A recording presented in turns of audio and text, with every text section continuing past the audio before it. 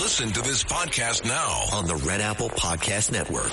The Idea Gen Global Podcast with George Sifakis. I'm George Sifakis. In a world overflowing with noise, there is one forum where the world's smartest voices connect, where visionaries sit at the same table as innovators, and great minds don't just talk, they act.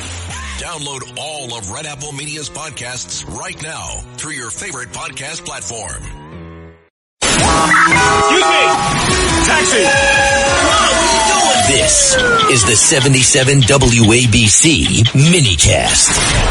And we are back here on Cat and Cosby, and some crazy things happening with the new governor there in Virginia, repealing a whole bunch of executive orders, essentially declaring illegals first, and also orders that are letting some criminals roam free. Very concerning. And Judge, why don't you bring in our guest?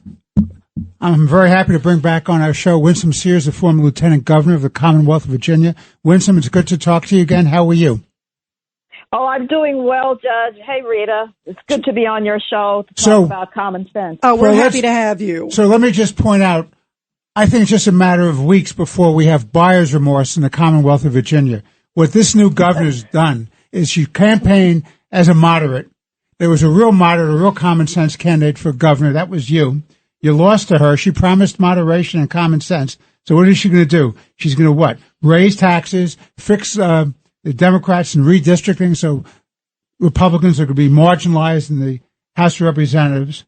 She's not going to cooperate with ICE law enforcement. She's against public safety, going to give the felons the right to vote and have all kinds of releases and downgrading mandatory minimums of serious crimes like rape or assaulting cops. What are your thoughts about what's going on in Virginia after the great leadership that you and Governor Youngkin and the Attorney General Meares did in making the Commonwealth of Virginia a great state?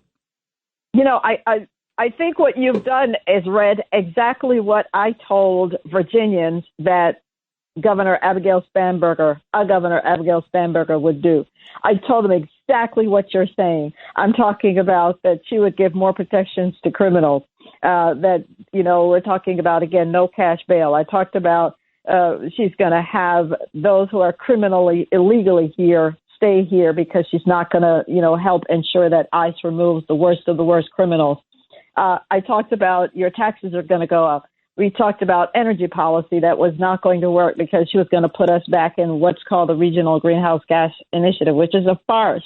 I mean, we talked about we're going to lose jobs because, as a matter of fact, is the policies that she's going to enact are going to force jobs elsewhere.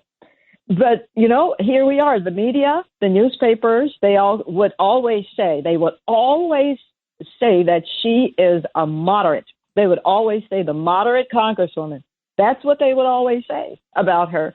And now here we are. Now, you know that she's pro-union, and I'm not against unions. I'm just saying I don't want anybody to be forced to join a union if you don't want to.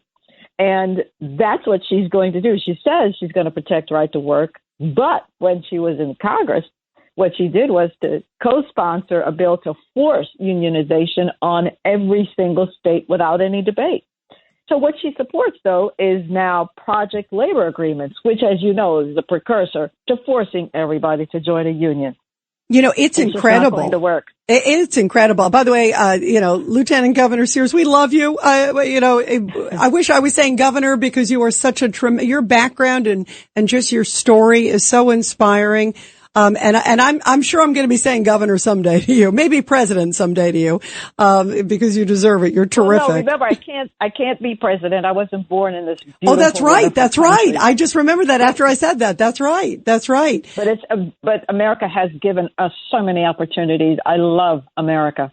Well, and we love you, and you could tell how much you care about this country. I can't believe, you know, one of the things that you just touched on was the fact that the Democrats have actually introduced a bill, and it eliminates mandatory minimum sentencing for rape, manslaughter, assaulting a police officer. Is this true? I mean, that's incredible.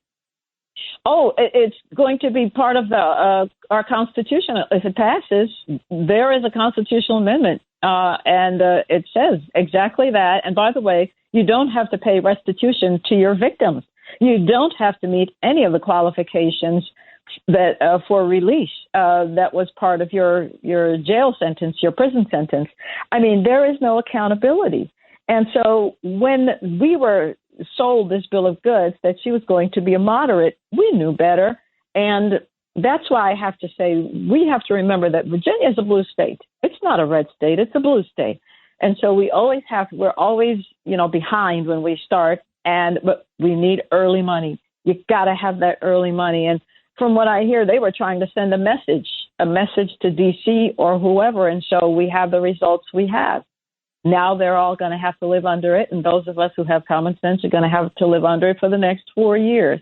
She'll probably be running for president after, and now because I see that's kind of where she's going. So, my God, we're going to suffer in Virginia, no bones about it. And the problem is we're going to lose jobs to these other states. I'm talking about Tennessee and Florida and Texas and all these other places that don't even have a state income tax where we were trying to get to. Now they're putting a higher tax on income tax.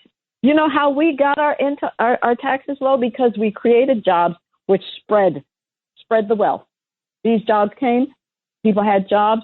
We were good. Not anymore. So she's talking, if you read her State of the Union address, she talks about affordability.